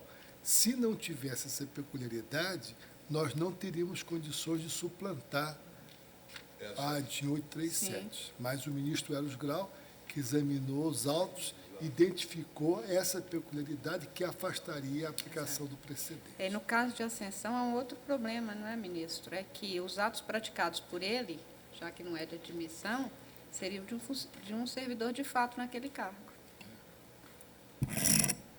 Ou seja, não se trata de admissão, não se trata de contratação, se trata de movimentação no espaço Ascensão funcional funcional interna. interno. Ao longo do exercício funcional. Senhora presidente, eu me bateu uma curiosidade, digamos, teórica, científica, de aprofundar uma investigação sobre esse caso. Eu vou pedir, venho eminente relator, para requerer vista dos autos. Pois não. E mesmo? Não, eu vou levar ao gabinete Vista regimental. Para sempre. Eu já estava pronto para perguntar a Vossa Excelência se ficaríamos com a hipótese ou com o caso. Vossa Excelência não gosta do vocábulo hipótese, né? Não, é que Quando processo é o relator subjetivo. se referiu às duas expressões, olhou para Vossa Excelência. O processo é subjetivo e nele o que se discute não é uma hipótese, é caso, né? Temos um caso, um litígio, uma controvérsia em concreto diante do nosso crivo, da nossa apreciação. Muito bem. Então, eu vou pedir vista dos autos, Como eu- com o devido respeito ao relator. Como o pedir ministro vista Carlos do Brito é caso, muito né? cioso, distinguir a hipótese do caso e o caso da hipótese, eu fiz uma homenagem a essa sua preocupação. Perfeito. Após o voto do relator, que concede a ordem de segurança, acompanhado pelos ministros Menezes Direito, Carmen Lúcia e Carmen Lúcia, pediu vista ao ministro Carlos Brito. Senhores ministros, eu vou chamar ainda mais um processo, mas antes gostaria de registrar a presença neste plenário de alunos do Colégio Suíço, em Curitiba. Eles vêm acompanhados de Sua Excelência, o senhor embaixador Rudolf Baiafus, do diretor do colégio, Dr. Bernard Butler, e da professora Karen Penner. Sejam bem-vindos à nossa sessão e meus cumprimentos ao senhor embaixador, que proporciona aos jovens estudantes a oportunidade de conhecerem as instituições da República em pleno funcionamento. Senhor ministro Carlos Brito, Vossa Excelência é relator da questão de ordem e mandado de segurança 26.231, impetrante José Alberto Monclaro Muri, e outro, e impetrada a mesa diretora da Câmara dos Deputados. Senhora presidente, aqui eu vou tentar fazer um resumo. Não há sustentação oral, né? É mandado de segurança aqui, né? Senhora presidente, esse mandado de segurança foi impetrado contra ato omissivo do diretor-geral da Câmara dos Deputados. O diretor-geral da Câmara dos Deputados, ele deixou de cumprir decisão administrativa do primeiro secretário da Câmara. Sucede que, nesse meio tempo, a mesa diretora, a mesa da Câmara dos Deputados, suspendeu aquela decisão que não fora cumprida, afinal, pela autoridade impetrada. Então, aqui eu estou assentando a incompetência do Supremo Tribunal Federal para conhecer da ação, por perda de objeto, né? Perdeu o objeto. O mandado de segurança. Mas, no caso, você se me permite, seria preferível nós não declararmos a incompetência do Supremo, porque houve um mandado de segurança quanto um ato concreto. Se o ato foi revogado, o mandado de segurança... Não foi revogado. Não foi revogado. Teve a sua execução suspensa. Com mais razão. Por então, decisão. o mandado de segurança fica prejudicado, mas a competência é nossa. É perda de objeto. É perda de A objeto. competência é Perfeito. nossa. Prejudicialidade. É uma prejudicialidade na segurança. Nós delegamos porque não tem mais objetos, extinguimos porque não tem mais objetos. É coisa com a terminologia, mas a competência... Ou seja, é preservamos a nossa competência. Claro. Perfeito. Porém, Preservamos assentamos a a perda do discussão. objeto do mandado de segurança. Está correto, Preservamos está a discussão. tecnicamente correto. Portanto, o eminente relator considera a impetração prejudicada. Ministro Ministro Marcorelli. relator, o mandado de segurança se mostrou direcionado contra o ato do administrador da Câmara, do diretor-geral. Isso. Da mesa. Da mesa. A mesa. Não, Diretor-geral da Câmara. Diretor-geral da Câmara, que é um cargo diferente. Não é parlamentar. Aí eu penso que, como prefere no exame a competência, seria o caso de declinarmos, porque ou bem somos competentes ou não somos. Se não somos, não podemos declarar o prejuízo do pedido formulado. Não, mas é que, nesse caso, porque eu tinha Eu entendi entendido mesa da que era um Câmara. ato da mesa da Câmara. Não é um ato da mesa da Câmara. O mandado de segurança não foi com o Não, ato da mesa da Câmara. diretor-geral da Mas Câmara dos aí nós Deputados. éramos incompetentes desde a origem. Temos que mandar para a primeira desde a instância origem. mesmo. Eu estou remetendo os autos para o juiz federal da nona vara da seção Se judiciária assim do o é, eu Distrito acompanho Federal. Vossa Excelência. Para que proceda como entender de direito. Porque a autoridade coatora foi apontada corretamente. Nesses casos, se manda para o juiz competente da autoridade apontada como coatora. Então, Vossa Excelência declina da competência, não é isso? Então, eu retomo a formulação originária do meu voto para declinar da competência. Porque a autoridade coatora não existe. Decisão unânime? Proclama o resultado. O Tribunal, unanimidade, declinou, nos termos do voto do relator, da competência para o juiz da nona? É da 19ª... 19ª É, vara da da seção... nona vara. Nona vara da vara seção judiciária do Distrito Federal. Distrito Federal. Para proceder como entender de direito. Porque o processo veio de lá? Porque senão vai ao distribuidor. Sim. O processo passou por lá? Pelo que eu estou sentindo. Por que houve a aqui. remessa, a declinação pelo juízo federal? Aí complica. Espera aí, Excelência. Ele foi impetrado mandado de segurança, conforme eu disse, no juízo de origem, ou seja, lá na instância federal. Contra o ato do Contra o diretor-geral ato da do Casa. diretor-geral da Câmara dos Deputados, que é uma Então tá autoridade certo. administrativa e não uma autoridade parlamentar, e menos ainda um E o órgão. juízo declinou da competência para o porque Supremo. implicitamente haveria aí o envolvimento de um ato da mesa.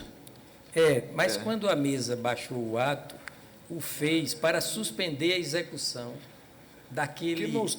Que não está sendo atacado. Esse ato não está Não, sendo não está atacado sendo no mandado de atacado. segurança. Ou seja, o ato da mesa não está sendo atacado, porque se estivesse, atrairia a competência nossa do Pleno. Então, é isso mesmo, vamos declinar da Declinar competência para a e nona remeter vara federal da o seção processo judiciária para a do- nona vara do federal. Distrito Federal. Ministra Carmen Lúcia, Vossa Excelência é relatora do mandado de segurança 26085, impetrante Expedito Pereira, e impetrado presidente da primeira Câmara do Tribunal de Contas da União.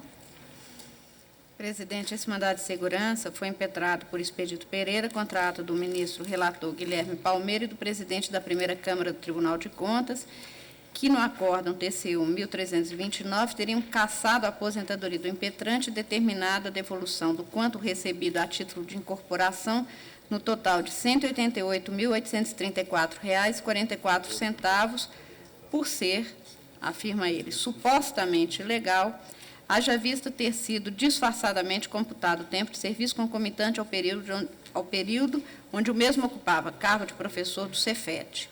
O impetrante se aposentou em 12 de dezembro de 1990. Para ele vigorava o regime de dedicação exclusiva, pelo que lhe foram atribuídos, aspas, proventos integrais aos 30 anos de efetivo exercício no cargo de professor adjunto da Universidade Federal da Paraíba e o reconhecimento de que, aspas, possui aposentadoria no cargo de professor no Centro Federal de Educação Tecnológica da Paraíba, Cefet, em regime de 40 horas de trabalho semanal, neste último ocupando a função de diretor do departamento.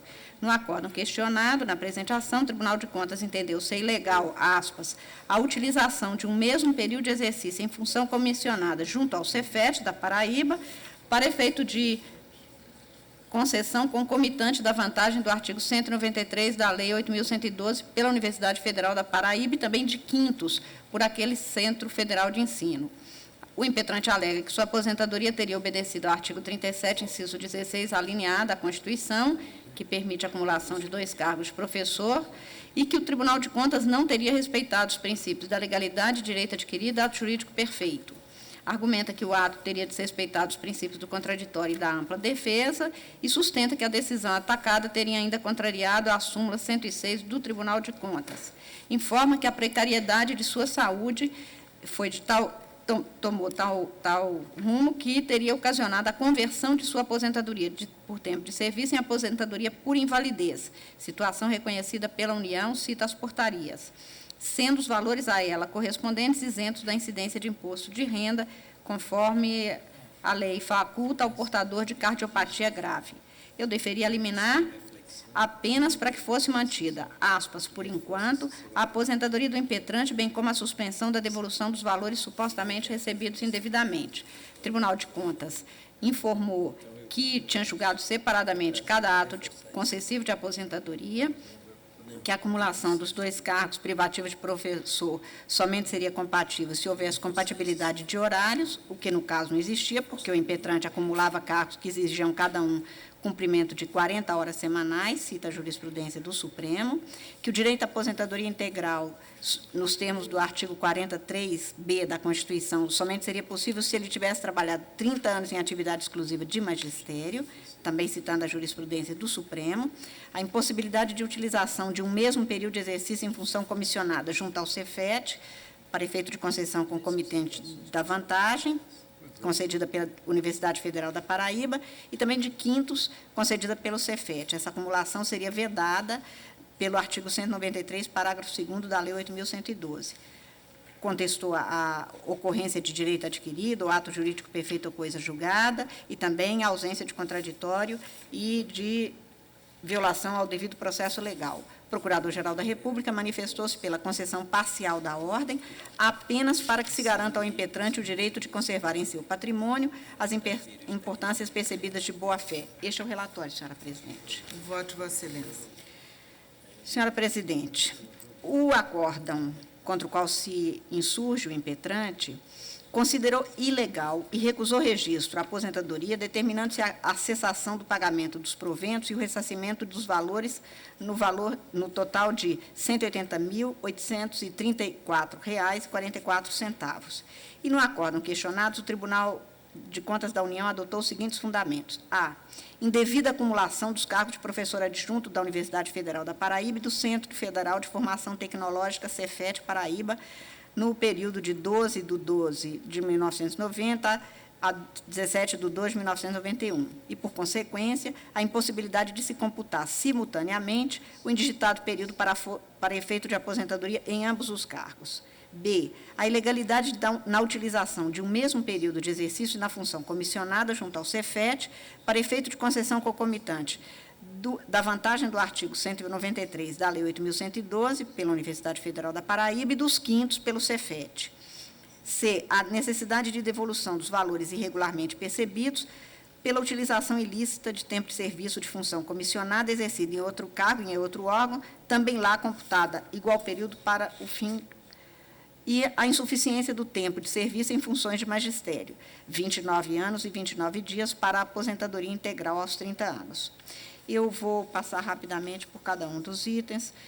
Quanto à acumulação dos cargos de professor, o impetrante exerceu, no período de 12/12/90 a 17/2/91, concomitantemente, o cargo de professor adjunto da Universidade Federal da Paraíba e do Cefet, ambos submetidos ao regime de 40 horas semanais, sendo que no cargo da universidade ele tinha regime de dedicação exclusiva.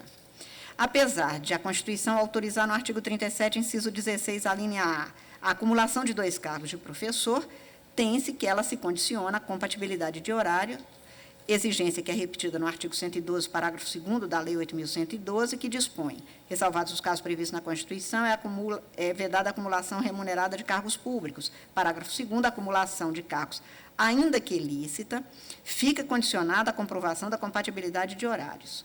No caso dos autos, não se pode cogitar da legalidade da acumulação, porque os dois sujeitam-se ao regime de 40 horas semanais. Portanto, não haveria, em tese, a possibilidade de conciliação dos horários. Ademais, o cargo de professor adjunto na Universidade Federal da Paraíba exigia dedicação exclusiva do impetrante, nos termos do artigo 14, inciso 1 do Decreto 94.664, aspas. O professor da carreira do magistério superior será submetido a um dos seguintes regimes de trabalho. 1, dedicação exclusiva, com obrigação de prestar 40 horas semanais em 2 turnos diários e impedimento do exercício de outra atividade remunerada, pública ou privada. Que lei Vossa Excelência está lendo? Estou lendo... 112? Não, este é o decreto Sim. 94.664, no artigo 14, inciso 1, que dispõe sobre as carreiras do magistério das universidades federais, regime delas. Estou lembrando aqui que no julgamento do mandado de segurança 24.540, de relatoria do ministro Gilmar Mendes, o plenário deste Supremo Tribunal Federal examinou exatamente a licitude das acumulações de cargos na atividade, exigindo-se, em conclusão, a compatibilidade de horários para os cargos acumulados. Se não houvesse a existência, portanto, da compatibilidade, não seria possível adotar-se como lista a acumulação. Também estou citando recurso extraordinário 285-153, no agravo regimental, na qual este tribunal voltou a enfatizar que esta corte firmou jurisprudência, segundo o qual a acumulação de proventos e vencimentos somente é permitida quando se tratar de cargos, funções ou empregos acumuláveis na atividade, na forma permitida pela Constituição. E pela Constituição, somente é possível a acumulação desde que haja compatibilidade de horários de 2 cargos de professor, etc. Na mesma linha, o julgamento do recurso extraordinário 351.905, relatoria da eminente ministra Ellen Grace, no sentido de que o artigo 37, inciso 16, está a acumulação de cargos condicionada à compatibilidade de horários. Estou citando doutrina, neste mesmíssimo sentido, e tenho que não foi atendido, portanto, o requisito constitucional da compatibilidade de horários entre o exercício dos cargos acumulados pelo impetrante, sendo de se considerar a acumulação indevida e ilegal na forma tida na decisão do Tribunal de Contas, que não admitiu a contagem simultânea do período de 12/12/90 a 17/12/91 para efeitos de aposentadoria em ambos os cargos. Quanto à utilização do tempo de serviço em função comissionada para obtenção de duplicidade da vantagem, eu estou citando o que consta do relatório do acórdão do Tribunal de Contas, aqui questionado, também o parecer do Ministério Público, no qual eles apontam que tudo que foi comprovado foi no sentido de que as vantagens de funções exercidas em uma mesma entidade foram apropriadas pelo órgão impetrante em flagrante desrespeito à norma. O artigo 193 da Lei 8.112, hoje revogado pela Lei 95/27 de 97, dispunha que o servidor que tiver função de direção, chefia, assessoramento, assistência ou cargo em comissão, pelo período de 5 anos consecutivos ou 10 anos interpolados, poderá aposentar-se com a gratificação da função ou remuneração do cargo em comissão de maior valor, desde que exercido por um período mínimo de 2 anos. A aplicação do disposto neste artigo exclui as vantagens previstas no artigo 192, bem como a incorporação de que trata o artigo 62, ressalvado o direito de opção. E esses artigos 62 e 192 tratam o parágrafo 2º do artigo 62, da incorporação à remuneração do servidor, integrando o seu provento de aposentadoria na proporção de 1/5 por ano de exercício na função, até o limite de 5/5. Quanto ao artigo 192, estabelece que o servidor que contar tempo de serviço para aposentadoria será aposentado com a remuneração do padrão de classe imediatamente superior àquela em que se encontra posicionado e, quando ocupante da última classe de carreira, com a remuneração do padrão correspondente. Da leitura de todos esses dispositivos legais se extrai que o parágrafo 2º do artigo 193 da Lei 8.112 veda a utilização cumulativa do tempo de exercício de função ou cargo comissionado para efeitos de incorporação de quintos aos proventos do servidor e para viabilizar a percepção da gratificação de função em sua aposentadoria, ainda que as vantagens tenham sido incorporadas, no caso em pauta, em cargos públicos diversos, porque foram exercidos em órgãos administrativos distintos, não se afigura juridicamente possível a utilização do tempo de serviço de função comissionada no Cefet da Paraíba como fundamento para a concessão da vantagem prevista pela Lei 8.112 pelo cargo exercido na Universidade Federal e, ao mesmo tempo, para servir de fundamento para a incorporação de quintos ao vencimento do cargo. A respeito da incorporação das vantagens, em situação análoga à presente, tivemos o precedente, na primeira turma, do recurso em mandado de segurança 23.320, relatoria do ministro César Peluso, que concluiu exatamente no sentido da inadmissibilidade da acumulação. No mesmo sentido, temos um recurso em mandado de segurança 23.458, da segunda turma, na qual se concluiu que a remuneração do servidor público, adicional bienal, acumulação de gratificação e impossibilidade. No mesmo sentido, estou citando outros precedentes para concluir não ser possível a acumulação de vantagens, de mais de uma vantagem sob o mesmo fundamento. De igual modo, por analogia, não se há pretender ser possível tal acumulação sob o fundamento de que, ocupante de 2 cargos, o servidor poderia perceber vantagens diversas com fundamento no mesmo fato, exercício de função comissionada, incorporando-se, em razão de cada uma delas, em virtude de exercício em um dos cargos e acumulando ainda com os quintos. Não merece reparo, portanto, a decisão do Tribunal de Contas, que considerou ilegal a utilização de um mesmo período de exercício de função comissionada para efeito de concessão concomitante da vantagem do artigo 193 e também dos quintos nos termos do artigo 62, parágrafo 2º da Lei 8.112. Quanto à restituição dos valores irregularmente recebidos, é preciso apurar se teria havido ou não má-fé por parte do servidor. O reconhecimento da ilegalidade da acumulação de vantagens percebidas pelo impetrante não importa automaticamente na necessidade de restituição ao erário dos valores recebidos, pelo que se mostra imperativa a apuração da má-fé do servidor. Eu anotei em outra ocasião que, se a acumulação apurada em dada situação administrativa mostra-se duvidosa quanto à sua validade constitucional, há que se examinar e concluir quanto à sua ilicitude. Se ilícita, a acumulação haverá de ser declarada nula. Contudo, os seus efeitos são diferentes, conforme se esteja diante de um caso de ilicitude decorrente de má-fé do servidor ou de boa-fé. De má-fé estará o servidor que subtrair ou faltar com a verdade sobre sua situação, deixando, por exemplo, de declarar a sua condição de titular de outro cargo público quando de sua nomeação para um segundo cargo, função ou emprego. Estou citando, no mesmíssimo sentido, lição do eminente professor Celso Antônio Bandeira de Mello, a respeito da necessidade de reposição dos valores indevidamente percebidos pelo impetrante. O Procurador-Geral da República ponderou que a Corte de Contas não logrou comprovar a inexistência de boa-fé que ele disse a aplicação da súmula 106 daquele tribunal, de modo que, nesse ponto, impõe-se o acolhimento da impetração. Não há realmente nos autos demonstração de que o impetrante teria agido de má-fé para obter a vantagem do artigo 193 da Lei 8.112. Por isso, não parece prosperar o argumento de que não estaria configurada a boa-fé do impetrante palavras do Tribunal de Contas, já que não se trataria aqui de equívoco de interpretação das normas, mas de clara contagem legal do mesmo tempo de serviço para a concessão de duas vantagens. Ainda que a percepção da vantagem tenha se dado de forma indevida, não se pode atribuir o equívoco ao impetrante, mas ao Cefet e à Universidade Federal, que realizaram a contagem devida do mesmo tempo de serviço para a aquisição da dupla vantagem.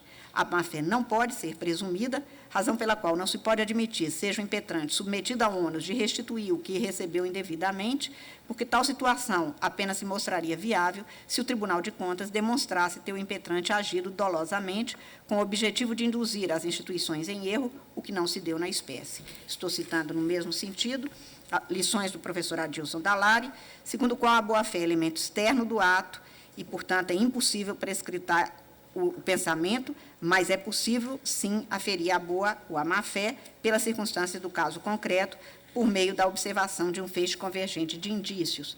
E, no processo administrativo, é isto que determina a decisão de validar ou invalidar um ato, de manter ou desconstituir uma situação jurídica, de aplicar ou não a penalidade.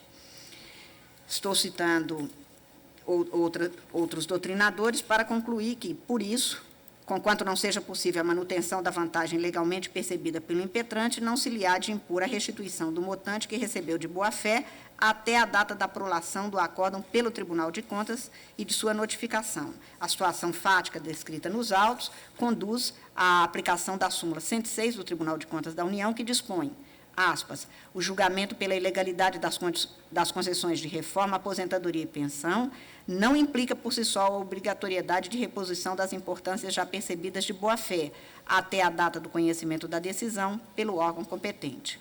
Quanto à insuficiência do tempo de serviço em atividades exclusivas do magistério, estou atentando aqui. O fundamento da aposentadoria do impetrante deixou de ser o tempo de serviço em razão das suas condições de saúde e converteu-se em aposentadoria por invalidez, com base no artigo 40, parágrafo 1º, inciso 1 da Constituição, e nos termos da Portaria 624, de 1º de agosto de 2006.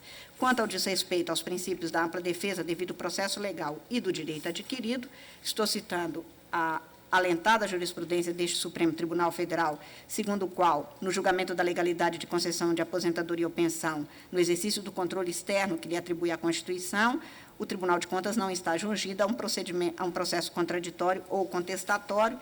Temos agora, aliás, neste sentido, a súmula vinculante número 3. Se vê, portanto, que está qualificado pela súmula a forma de se dar cumprimento aos princípios do contraditório e da ampla defesa quando o Tribunal de Contas analisa a legalidade da concessão de aposentadoria. Logo, no julgamento do qual se originou o acórdão, ora contestado pela presente ação, o Tribunal de Contas não transgrediu o que decidido por este Supremo Tribunal Federal. Da mesma forma, quanto à alegada violação do ato jurídico perfeito. Estou citando os precedentes para concluir, senhora presidente, no sentido de encaminhar a votação para conceder parcialmente a ordem de segurança, garantindo-se tão somente ao impetrante o direito a não ter de devolver os valores que lhe foram indevidamente pagos até a data da notificação do acórdão do Tribunal de Contas. Só para esse fim. Só para este fim, porque, no mais, eu acho que o Tribunal de Contas andou segundo rigorosamente a Constituição e a lei. Concede em parte. Ministro Menezes de Direito. Observação, senhor presidente, senhores ministros, é o seguinte: a ministra Carmen Lúcia, como sempre corretamente, em 2006, ela deferiu a medida liminar. E, pelo que eu verifico, a medida liminar foi deferida para manter a percepção da aposentadoria como estava e, ao mesmo tempo, determinar a suspensão das devoluções. Ora, se nós agora, diante dessa decisão liminar, vamos fazer retrotrair a devolução até a data da notificação do acórdão, a meu ver, pelo menos, vai se cometer uma grave injustiça, porque o servidor que está recebendo e impedida a devolução por uma decisão liminar da Suprema Corte, vai ter de devolver tudo que ele recebeu da data do acórdão até a data do julgamento, e já lá se vão 2 anos. Desculpa, ministro, quando a liminar foi dada, foi expressamente consignado. Por enquanto. Por enquanto? Por enquanto, a aposentadoria fica mantida, por enquanto, a aposentadoria do impetrante, bem como vou a ler. suspensão da devolução dos valores supostamente recebidos indevidamente. A minha sugestão é que, diante dessa circunstância peculiar, e tenho a absoluta convicção que qualquer um de nós daria o mesmo despacho, que não é justo, antes da decisão do pleno, se tirar o valor da aposentadoria, se nós agora, quando está sendo revogada neste momento a liminar, vamos determinar A devolução, ela diz respeito apenas ao que recebido a mais. Pois é exatamente isso. Ao mais. Mas é o que é recebido a mais. E o que é que a ministra Carmen Lúcia Porque fez? o que Como qualquer um de nós se faria. recebeu sob o ângulo de uma aposentadoria que não seria cabível, mas se recebeu legitimamente porque corresponderia a quantia ao que devido em termos de proventos, não há devolução. Ministro Marco Aurélio, você talvez... a meu É aquele ver, período veja bem o que aconteceu. se verifica Até a data do acordo, da aposentação aplica-se a súmula até o 106 exame do pelo Tribunal de Contas. Ele recebeu com boa fé. A partir daí, até a data em que nós estamos revogando a liminar, ele recebeu e não devolveu por decisão da Suprema Corte. Então, a meu sentir, a partir de agora é que ele deve Mas a devolver. decisão liminar era uma decisão precária. Sim, Era uma mas- decisão Por isso é que eu disse necessariamente por enquanto. precária. Até então, Por isso eu enquanto, disse, por enquanto, Pois é, mas a assim, por precariedade vislumbrar. da decisão, a precariedade da não decisão se pode mais deferir, foi não se pode mais também, deferir liminar. foi o também fato é que a liminar impedindo perdurou a até hoje. devolução, ela perdura, fato é impediu-se que a a liminar- devolução. Só para...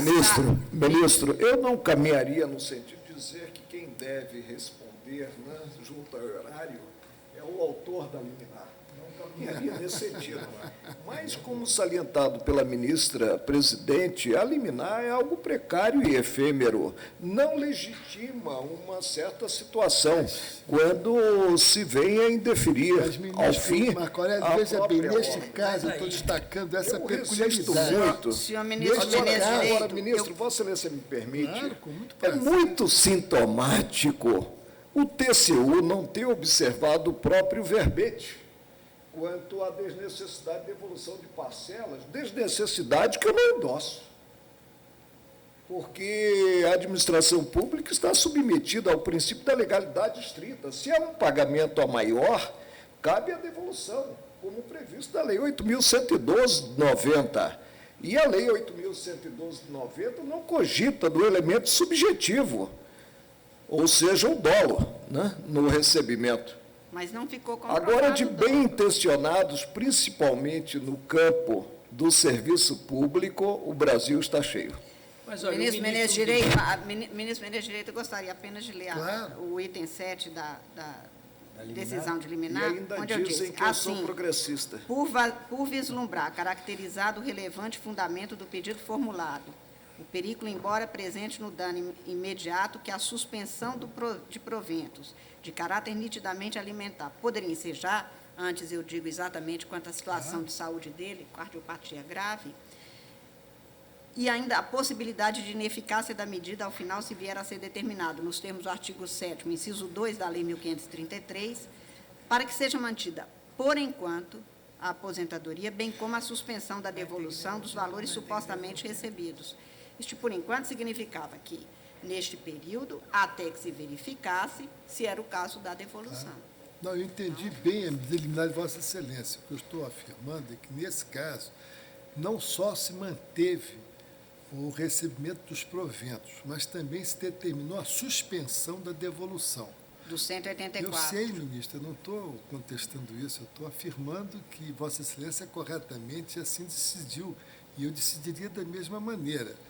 O que me preocupa é que, se nós, diante dessa circunstância concreta, determinar a suspensão da devolução, vamos manter a devolução a partir da data do acordo em 2 anos, a própria parte, nas circunstâncias dos autos, com a patologia que apresenta, com a cobertura da decisão liminar, ainda que precária do Supremo Tribunal Federal, vai ser penalizada. Porque ele já estava fazendo a devolução quando veio a ordem para suspender. Por quê? Porque Vossa Excelência, como qualquer um de nós, no caso concreto, encontraria elementos que dariam instâncias a um estudo melhor.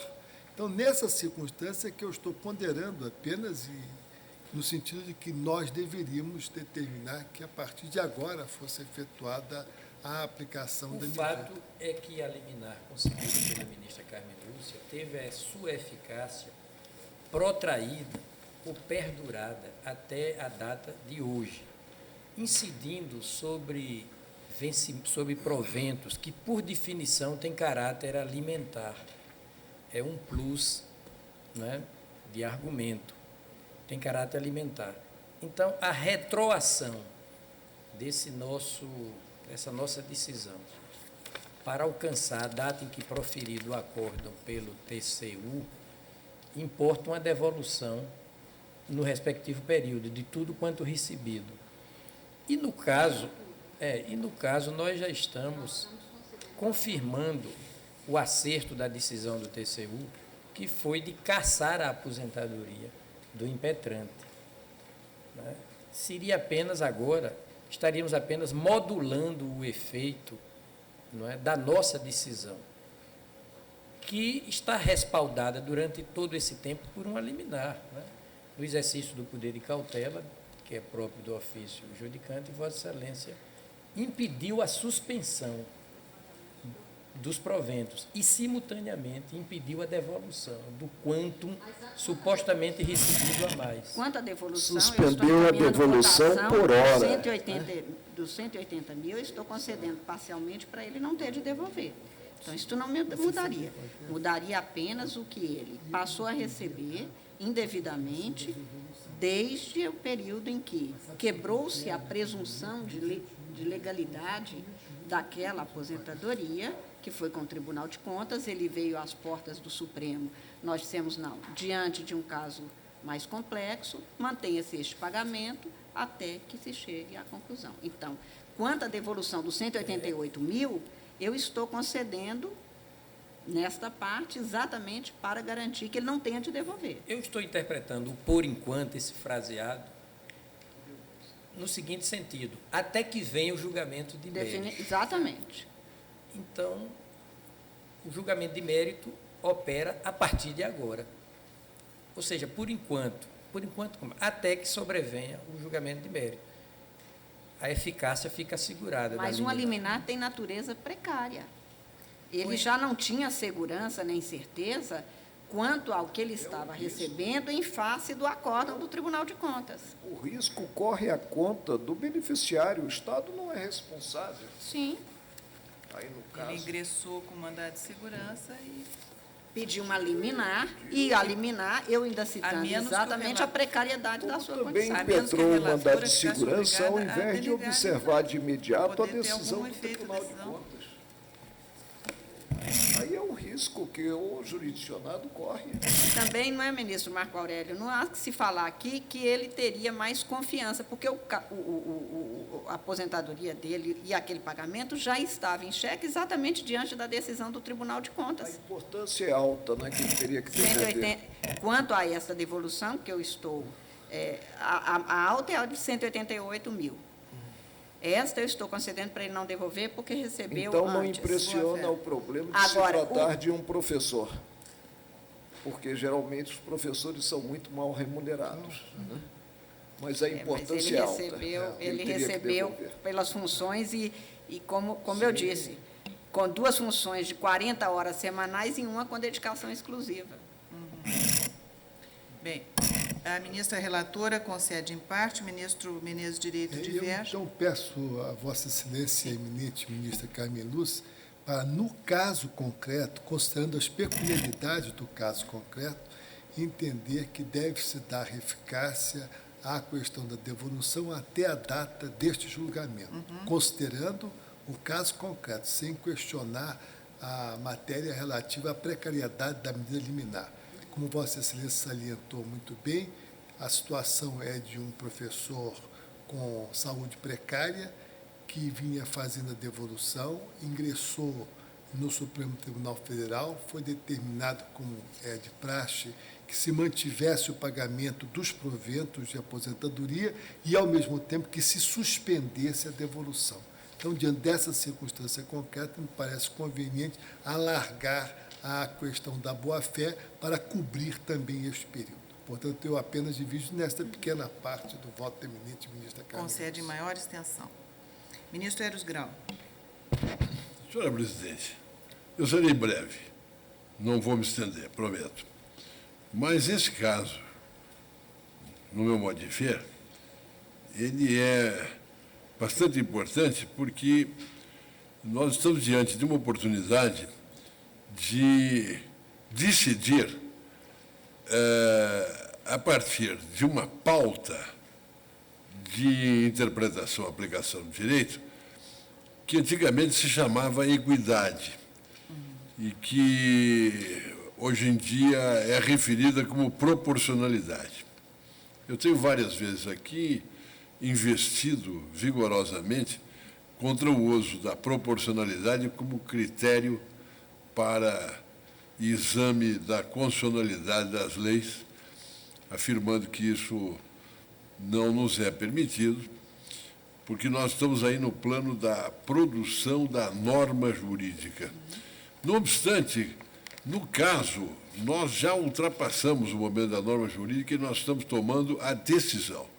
Quer dizer, nós vamos produzir a chamada norma de decisão.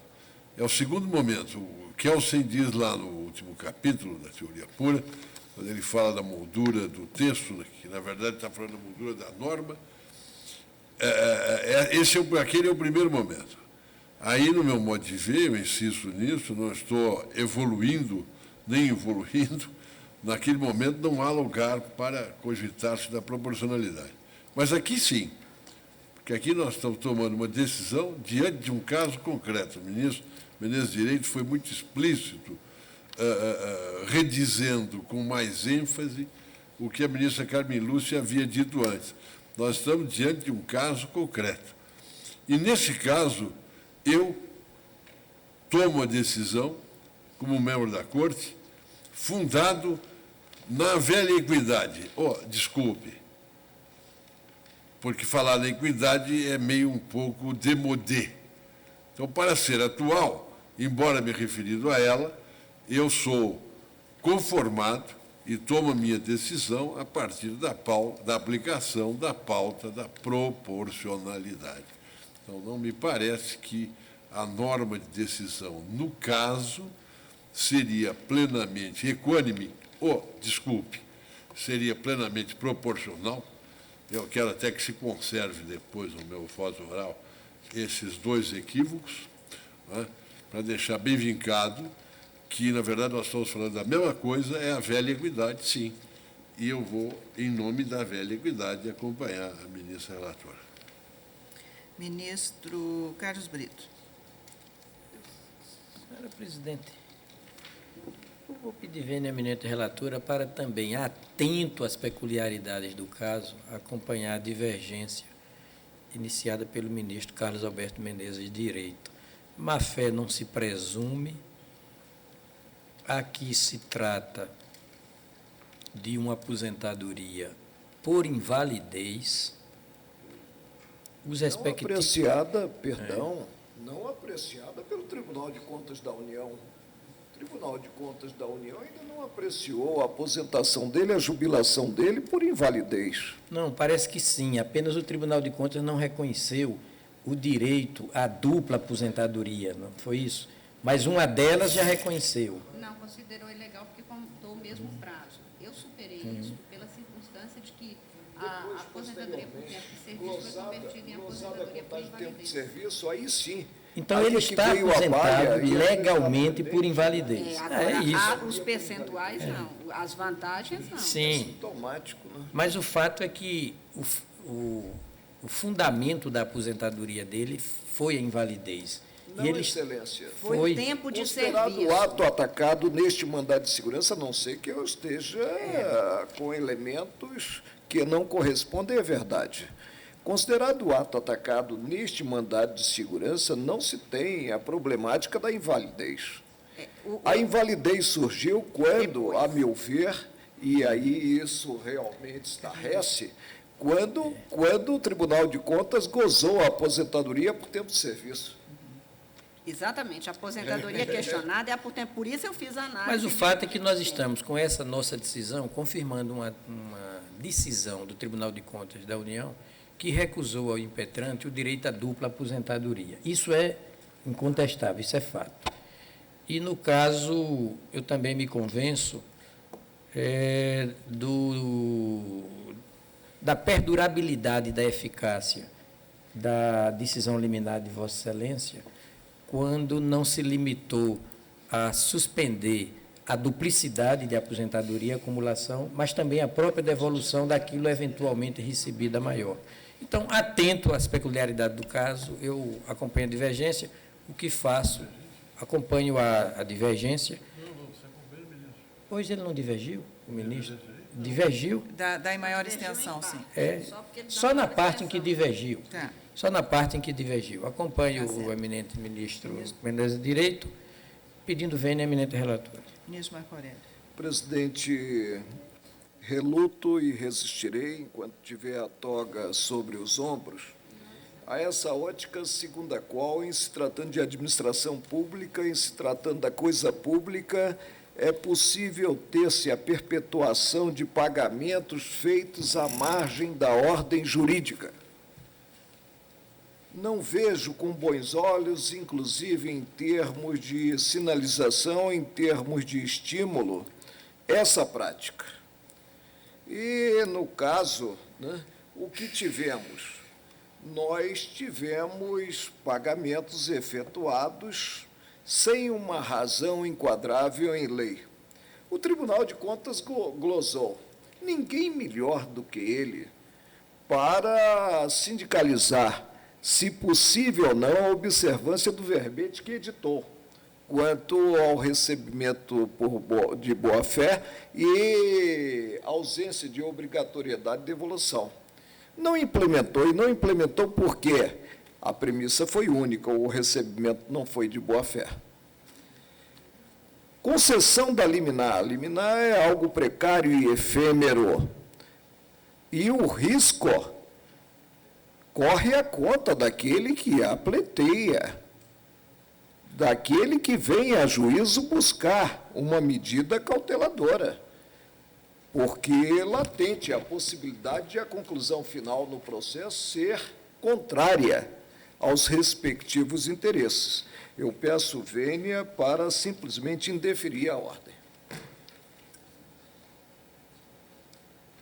Bem, temos 2 votos pela concessão nos termos propostos pela eminente relatora e 2 votos em maior extensão nos termos propostos pelo ministro Menezes de Direito. Portanto, o voto, e além do voto do ministro Marco Aurélio, que indefere a ordem.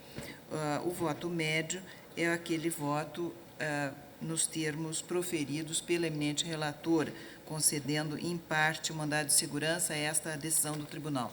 Senhores ministros, deveremos comparecer, dentro de alguns minutos, à posse na presidência do Superior Tribunal de Justiça dos ministros Humberto Gomes de Barros, presidente, e César Asfor Rocha, vice-presidente. Por isso, está encerrada a sessão.